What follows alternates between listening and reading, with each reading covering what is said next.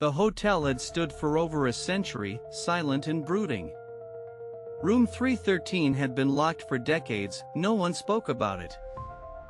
Emily, a young travel photographer, checked into the old inn during off-season. She requested the top floor, unaware of the room's history. "Every room's fine but not 313, the clerk warned gently. "It's out of use." Emily nodded, curious but respectful, for now. That night, wind howled through the corridor. Her room, 312, faced the sealed door of 313. Something about it felt alert. She took a photo of the door. When she checked the image, there was a pale face behind the foggy glass. Emily blinked and looked again. The hallway was empty. But the camera didn't lie. The image showed someone watching her. She knocked on 313, softly. No answer.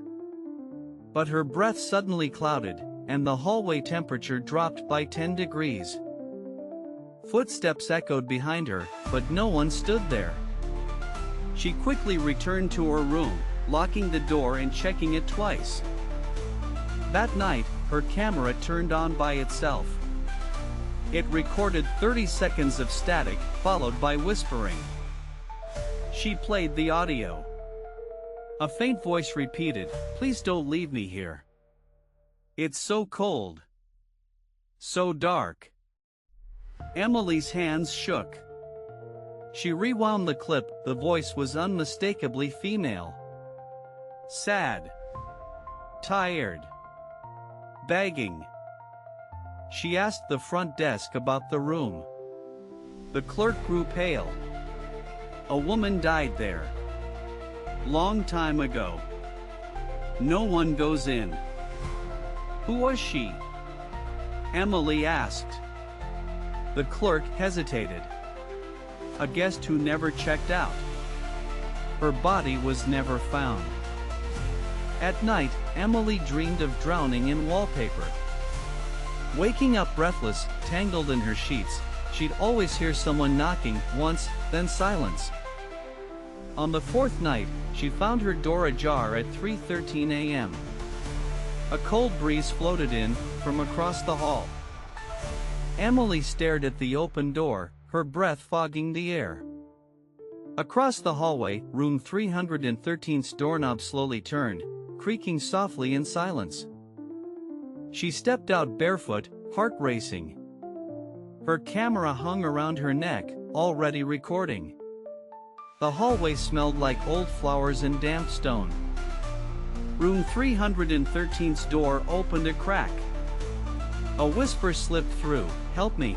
Her skin crawled. She knew she should run, but didn't. She touched the knob. Ice cold. The door opened fully by itself. The room beyond was dusty, untouched, yet filled with a strange warmth. The bed was made. A lace nightgown lay folded atop the pillow. In the corner, an old rocking chair moved gently. Her camera captured flickering shadows, though the room had no lights. In the mirror, Emily saw another figure, standing right behind her. She turned fast, but no one was there. Only the mirror showed the ghost, a woman in white, her face pale and wet. The ghost spoke through the glass. He said he'd come back. He lied. I waited. I waited until my name faded. Emily whispered, "What's your name?" The ghost lifted her hand to the mirror, writing with invisible frost, "Clara." Suddenly, the door slammed shut. Emily tried to open it, but it wouldn't budge. The ghost began to hum a sad lullaby. The wallpaper curled back like peeling skin, revealing scribbled names beneath. Clara, Clara, Clara, written over and over in desperate hands. The rocking chair stopped. A photo frame fell from the wall, revealing an old black and white picture. It was Clara, with someone else. A man stood beside her. His eyes scratched out with something sharp. Written on the back, "He left me behind." Clara's ghost moved closer. He promised we'd run away. But he vanished. I searched the walls for him, until I forgot my voice. Emily felt pressure behind her eyes, like a memory not hers was trying to enter. She clutched the camera for grounding. The lens cracked. Blood trickled from Emily's nose. The air grew thicker, louder. The room spun. "Set me free," Clara begged. Emily asked, "How?" Clara pointed at the floor. Beneath the carpet, something pulsed like a heartbeat buried in the wood. She tore the rug away. Underneath, a panel. She pried it open, coughing through the dust. A leather book was hidden there. Inside were letters, dozens, all addressed to Clara. All returned unopened. Stamped, "Dead." Address unknown. Tears filled Clara's eyes. "He never wrote," she said. Emily whispered, "Yes, he did.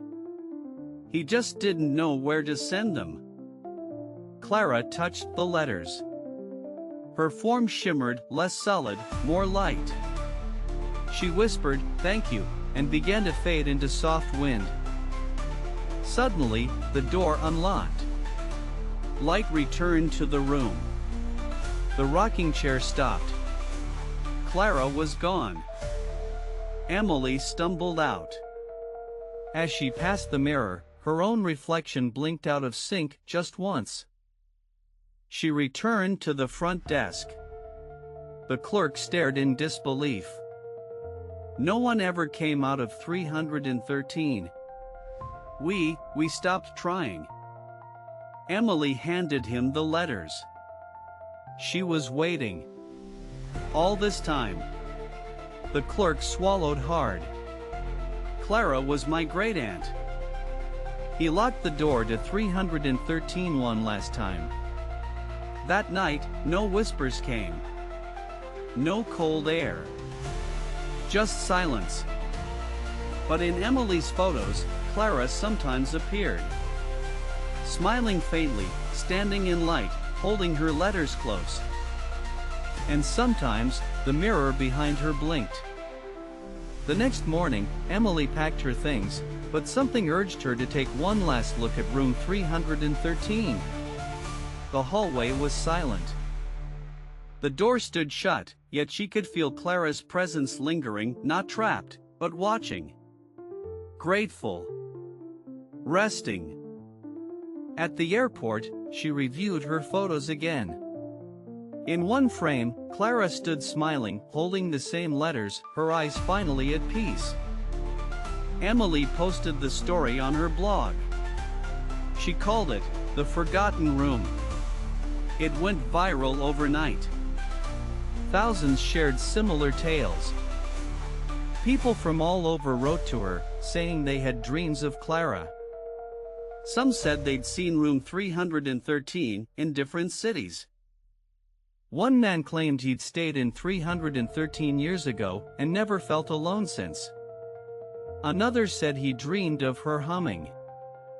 That night, Emily couldn't sleep. A soft knock came at 3:13 a.m. Not her door, but the hotel room next to hers. She froze. She wasn't in the old hotel anymore. This was a new place, new city. And yet, the same time. She checked her phone. 3:13, a whisper outside, "You hear me?" Her blood ran cold. She slowly opened the curtain. There, across the dark street, stood a woman in white, not Clara, someone else. Watching her window. Emily's breath fogged the glass. The figure tilted its head. Then raised its hand, as if waving her closer. The next day, she searched for any death records tied to her current hotel. One name surfaced: Eleanor Ray. Died in room 203. Emily's room. She stared at the screen. Not again, she whispered. But she knew she couldn't ignore it. A knock echoed again that night. 313, louder this time. Her phone lit up unknown number, but the message read, "Help her too." She checked the peephole. No one. But under her door lay an envelope. Inside, a single photo of a girl and Clara. The caption read, "She's not the only one." Emily realized Clara's story was just the beginning. These spirits weren't haunting her. They were seeking her out. She had become something new, a listener, a bridge. She returned home, changed. But the knocks continued.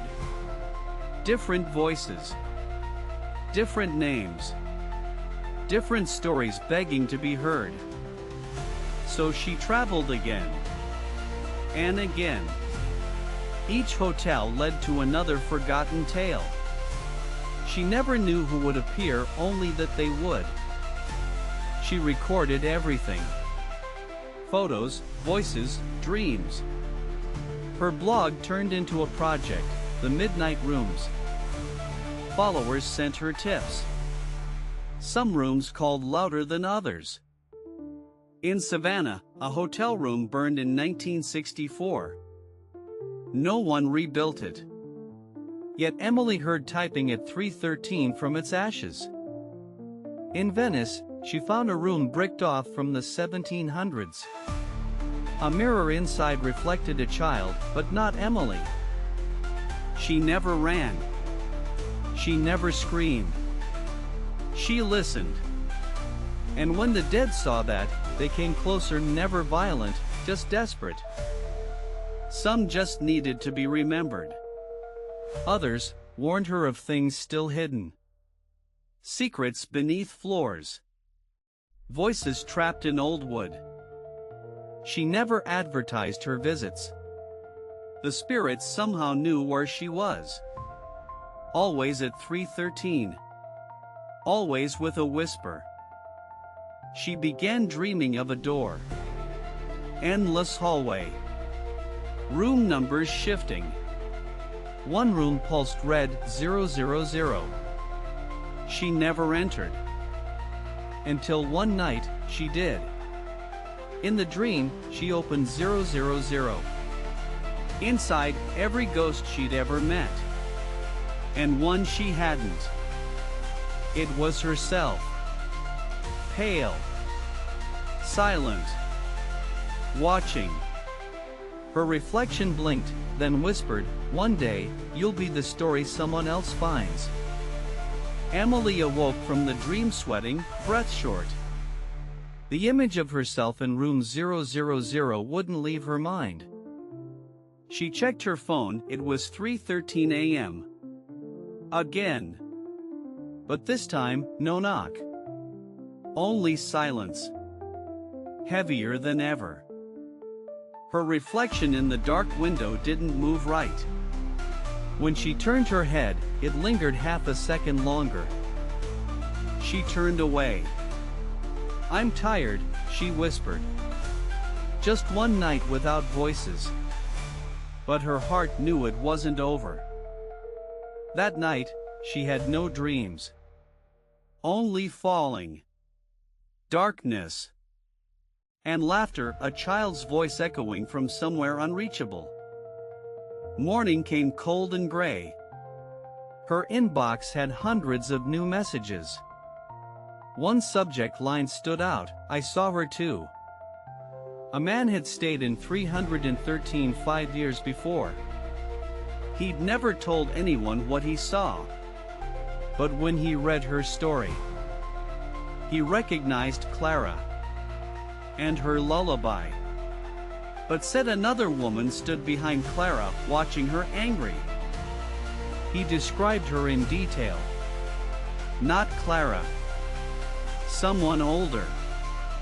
Shadowy. With no eyes. Just smooth, blank skin over her face. He called her the keeper. Said she wasn't trapped, she did the trapping. Clara had whispered, "Don't let her find you." Emily felt sick. What if Clara was fleeing something all along? What if the letters had only delayed her fate?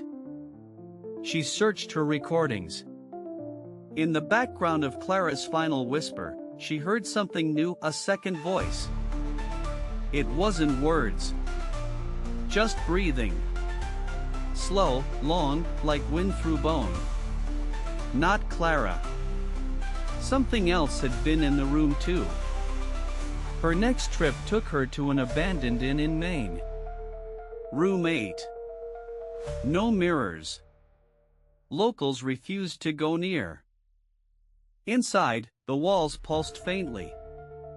There were no windows. Just one painting of Clara. But her face was torn out. Emily stayed one night. At 3:13, she woke to see the torn canvas hole. Clara's face was back. She was crying. Blood ran from her eyes in the painting. She mouthed two words, "She's here." Emily ran. She never returned to that town. The painting, however, followed her. It arrived by post 2 days later. No sender. Just a box marked property of 000. Her hands trembled. The canvas was blank now. White. But warm. She tried to burn it. The flames wouldn't catch. Not even the edges darkened. The material wasn't normal. Her camera began turning on by itself. Always at 3:13. Always recording the painting. One night, she watched the footage. Frame by frame. At exactly 3 hours and 13 minutes, the canvas wasn't blank. A face looked out. Not Clara. The keeper. No eyes. Only teeth. No lips. Only smiling. Emily knew what she had to do. One final trip. She booked a return to the original hotel. Room 313. The staff recognized her. "You're the girl from the story," the clerk whispered. Are you sure?" She nodded. Room 313 was exactly the same. As if frozen in time. But colder. Hungrier. At 3:13, she lit a candle. Held the painting. The walls began to shake. A breath filled the room. The mirror cracked. Not from inside, from the outside. Something was coming in. Emily whispered, "I know who you are." The keeper paused. For the first time, no wind. No breath. She held up a second photo of herself. She spoke, "I won't be your next Clara. I choose silence." She smashed the camera. Tore the photo. Burned the letters. Everything she had ever recorded. She let it go. A scream pierced the room, high, inhuman. The painting shattered. Smoke poured from the cracks in the floorboards. When it cleared, she was alone. Truly. No presence. No shadows. No ticking clock. She left the room. The hotel closed for good 3 days later. The hallway sealed. Room 313 was gone. Emily never saw another ghost again. She deleted her blog. Changed her number. Burned every journal. But sometimes, at 3:13 a.m., her phone buzzed once. No message. Just a timestamp. And once, while brushing her teeth, her reflection whispered without moving its lips, "You ended it, but not for long." Now, she doesn't sleep near mirrors, doesn't stay in hotels, and never answers knocks past midnight. Because deep down, she knows the truth: the keeper waits. Not for her, but for someone new.